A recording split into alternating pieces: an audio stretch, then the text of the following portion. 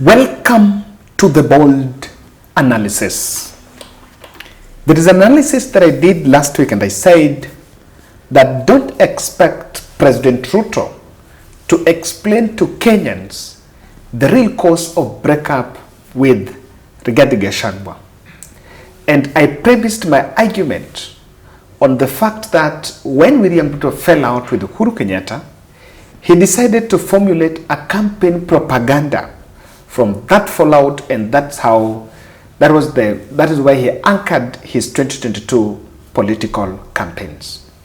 Today, William Ruto was in Turkana, and just like as I said, he's gone to do, I want us to listen to his video in Turkana on the new message that he has developed from Rigathi Gachagua's impeachment.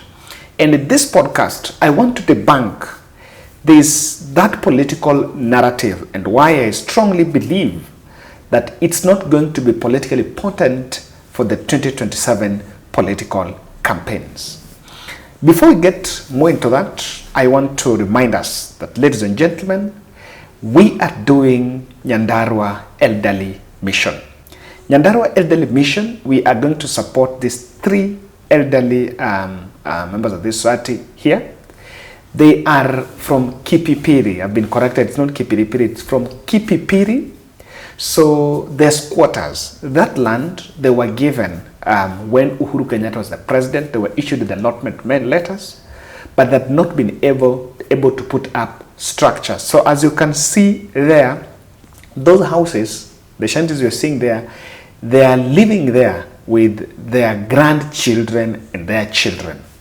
And it's quite a very devastating environment. And if you look at those houses, that place is relatively very cold. So we are organizing ourselves so that we can support these elderly women. We can construct houses, the three of them. Then it cost that will cost us, because I raised, and some of our members raised the fact that we can consider structures that are ready. We can even plaster the walls, so that, because that place is relatively cold, but then they were asking we do mabati for the wall. And what we considered is we can still make that and also do plywood with a unit cost of around 85,000 per house. So relatively what we need is around 250,000. We are almost 90,000, 89,000 here. If we can do 100 bob challenge, probably 10% turnout, I believe that we'll be able to do this. So the date is on Monday and Tuesday. That's when the houses are supposed to be done. And I want to say thank you. One of us from that place has also offered us 5 units of mabati. I'm so grateful for that. But you can contribute any amount. We are doing a 100 bob challenge so that we can be able to pull 250 by Monday. This process should start. So on Monday, I'll be giving you the progress of what we shall have started. So far, apart from the 5 mabatis, I already have 6,700. Yes, so that's what I have so far. And I want to say thank you very much. Let's push this. This is our granny care program after Kilifi. Yeah, we decided to go to Mulima, as some of you really requested that we go to Mulima. So we're grateful if you support this. Now, I want us to get to the gist of this analysis. I want to play for you the video of President Ruto speaking in Turkana. He attended Tubong Lore. Tubong Lore is a cultural festival in Turkana. It's normally an annual festival.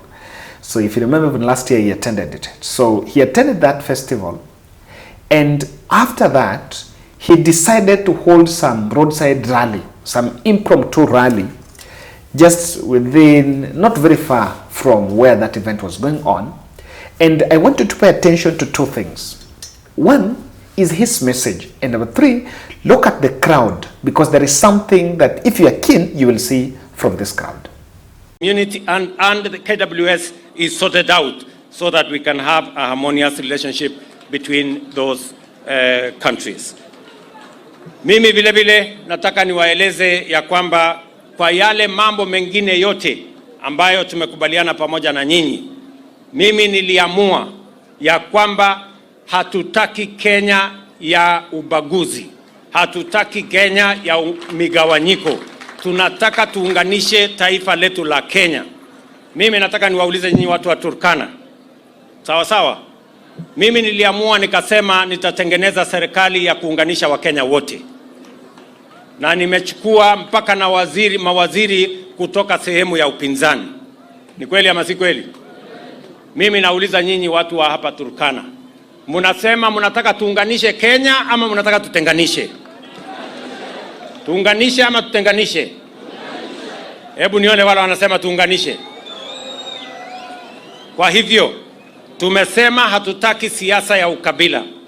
Mimi nataka niulize nyinyi watu wa Lodwar, watu wa Turkana.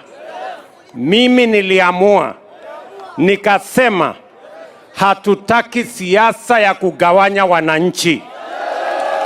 Hatutaki siasa ya kugawanya watu. Hatuna biashara na ukabila. Hatuna biashara na watu ya kugawanya watu ati nyinyi ni wa upande hii, nyinyi ni wa upande ile. Hata nikatengeneza serikali mpya ya kuunganisha Wakenya wote. Mimi nauliza nyinyi watu wa Turkana, tulifanya makosa kuunganisha Kenya?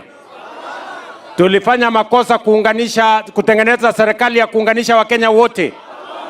Ati kuna watu wamekasirika ati kwa sababu nimepatia huyu Beatrice huyu a school ati akue waziri. Iko makosa hapo? Kuna makosa?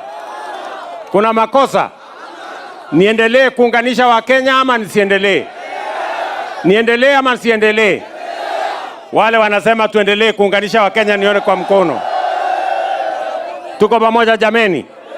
So we want to unite the people of Kenya because in unity we have the strength to drive through our challenges as a nation. In unity we can forge together to change the destiny of our nation. Tumekubaliana jameni? Mimi nawaomba munikubalie niunganishe Wakenya jameni. Ndio tuweze kufanya kazi pamoja. Tujenge barabara, tuweke maji, tuunganishe ya kwamba kuna stima, tuhakikishe ya kwamba kuna mambo ya afya. Na mimi nataka niwaulize nyinyi watu wa Lodwar, sawa sawa, na watu wa Turkana. Sasa tuko na mfumo mpya ya afya ya universal health coverage ambayo itahakikisha kwamba kila mwananchi, hata yule ambaye hana uwezo, anaweza kwenda hospitali na akatibiwa. Mimi nawaomba kila mmoja wenu mujisajili. Mahali entry ni kila mmoja wenu uweze kujisajili kama mwanachama wa Social Health Authority, ndio tuhakikisha kwamba tunakupangia mambo yako ya afya. Watu wa Turkana tunaelewana? Na tumekubaliana na county governments wote ya kwamba tutashirikiana pamoja ndio tupange kazi ya hawa vijana. Ni kweli ama si kweli? Kweli ama si kweli?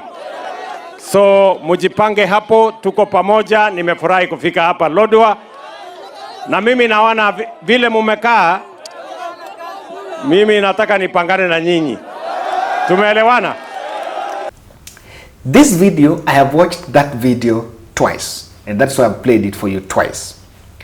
That video is two things. The people there, you can see people with the yellow shirts. That's classified crowd. If you compare that, if you look at that and those who attended that event, even dim color, because someone was thinking that was dim color of that event. If you look at those who attended that event, the place where he was, you did not see those guys with yellow. Now, when he was talking, the fellows that were collapsed, that were clapping, are mostly the guys that were in the yellow shirts. So what we have actually seen from here is, after this event, his handlers had organized this rally. And with the yellow color is associated with the UDA. So most clearly, you can see that it was a hired, mobilized crowd so that they can cheer the president's speech. Why would that be the case? It's not very predictable. Number one, the turnout will be low. If it is not well managed, the turnout will be low. Number two, the president is running the politics of perception with the crowds. Now for these yellow shirts to be here, these are what I normally call classified crowd. And then he decided to speak about broad-based.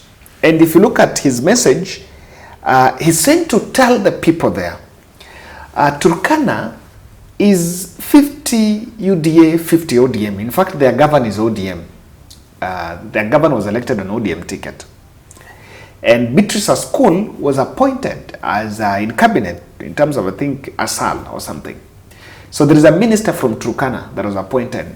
Amongst the appointees from ODM, one of them came from Turkana. So there is something the message is giving the crowd.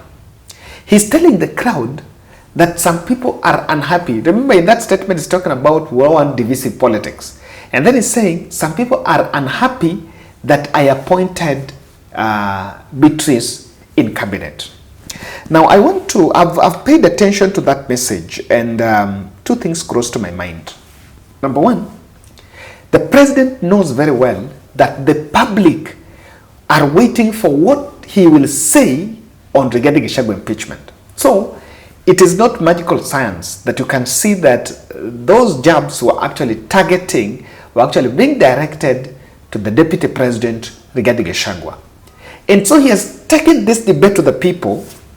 And in fact, I said that just like he never explained Ruto followed with Uhuru Kenyatta, it's only Uhuru Kenyatta who came and told the country about how he told Ruto about a handshake, and Ruto declined, and Ruto decided to run political propaganda with it. He spoke about corruption, and most of that was going to church. So Uhuru at least said his side of the story. Now on this one, if you listen to what the president is telling the public and what Mutuse was presenting in the Senate and the National Assembly, it's totally different. But of course, I know very well that that speech can be said in Turkana. You can say it in the far end counties. But probably in Nairobi, he cannot speak that language.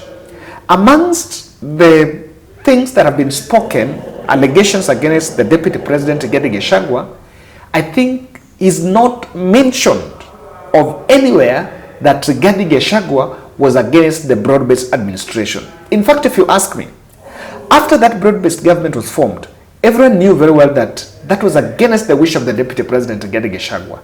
But he decided to play a cool card, and in fact, he came out supporting it. I remember when Raila Odinga was launching the African Union bid, Rigathi Gachagua was in State House and was really praising Raila, and even apologizing and saying that now has to mend fences with Raila, now that William Ruto have said that Raila is a good person. Now, you will find out something, that the message the president is sending to Kenyans in Turkana is tactically different from really the real issues why the Rigathi Gachagua was being impeached in Senate. So I will debunk at the end of at the end of this analysis, I will debunk on that. So just hold on it. Now, the other one is the issue of dragging that debate in public. I've been saying you can keep quiet, but when you go to public, you'll be tempted. That's what the public wants to hear. What are you saying about that impeachment? So I was telling someone that the president might choose to keep quiet, but he cannot keep quiet forever, because the moment he goes out in public to speak, the members of the public will start demanding answers. They will start asking questions. Why is the president not talking about this? So that question will actually emerge, and at the right time, an answer will have to be given. Number two, William Ruto is talking about broad-based administration, and the message is about, is launching his message on broad-based. Like that is what he wants to come and sell to the people. And I'm just wondering, you want to sell broad-based to the public and tell us that, you know, I formed broad-based government, and so, you know, it's not about which kind of government you formed, it's about what you have done. I will get into that now. The other one is about that issue of mobilizing crowds, the UDA crowds, to cheer the president's speech. Why was that done? And I think if there is a reality that political handlers must tell the president is, UDA is dead. Because in the first place, it never existed. What existed was a political slogan known as hustlers versus dynasty. And because that political slogan had to be hidden in a political vehicle, so that you align people's thinking to one line and consolidate a base, that is why UDA was formed. But that party is dead. Without the hustlers, why has ODM survived all that? The ODM has survived all that because it was premised on social justice and equity. And by the way, one of the reasons why it will fade is the moment it stops talking about social justice and equity. People have been asking, why is Raila? Why is Raila not becoming president? Why is Raila wants things to be clear? Things Kenya is different. Things cannot be done that way. So I think that is what we need also to appreciate. That the UDA never existed on a strong base. It was never existed on a very strong pillar. It was like it existed for just sloganeering, and that slogan was supposed to be captured in a political party as a vehicle. So the MPs who are supposed to be the grassroots engine for the party are shying away. So now that Ruto's political unity narrative is what is harvesting from Gathi's ouster, I can strongly say without fear of contradiction that in fact the unity card is just fear-mongering. So that, if you ask, are Kenyans disunited because Rigathi talked about shareholding last year in November? Is unity the biggest problem this country is facing? Yes, it is facing not because of politicians, not because of the public. People are so united. When in June the country said enough is enough on finance bill, the country was united until the state had to now to create conjunctions, had to create, broad-based, bring Raila, so that Raila's people do not go. You take Raila, you take some people from ODM, give them cabinet, then the ODM team start rallying, Lewis should not go for the protest, they've been protesting. You see, the disunity, if you ask me, it was the making of attempt, and in fact, even people from Gema did not have a problem with that broad-based administration. And we were wondering why the president is running that narrative, because no one, even the people from Mount Kenya, did not have a problem with it. No one had a problem. The only question was on, and I think as the board have been so consistent on that, even as we may not have a problem with that broad-based thing, the only question was on why Kenyans protested. It was never laid on table. So I want to explain for you why that is really far-fetched. Ruto, depending on that broad-based to anchor his campaigns for 2027, is actually far-fetched. The unity harvest, the political unity narrative is harvesting from regarding impeachment, to me, is going to fail flat. Kindly support our Nyandarua mission. We are building 3 houses for these elderly women in their squatters. So they were given allotment letters. They've been staying there in very, very dilapidated conditions. But one of us reached out, and there was an attempt to support, but it didn't work. So he told us, Kevin, let's come and support this. So I want us to support these elderly women. We are doing 100 bob challenge. I know it's really far because we were targeting around 250. As I speak for you, I think I only have around 6,000, but I also have 5 iron sheets. So kidogo kidogo ujaza kibaba, and I believe that we'll achieve it. So kindly let's support. Any amount will be appreciated. Now, I'm seeing 4 reasons why this thing is going to collapse. Number 1, the Raila ODM party will revert to his traditional combative fan base to consolidate. In fact, not so far.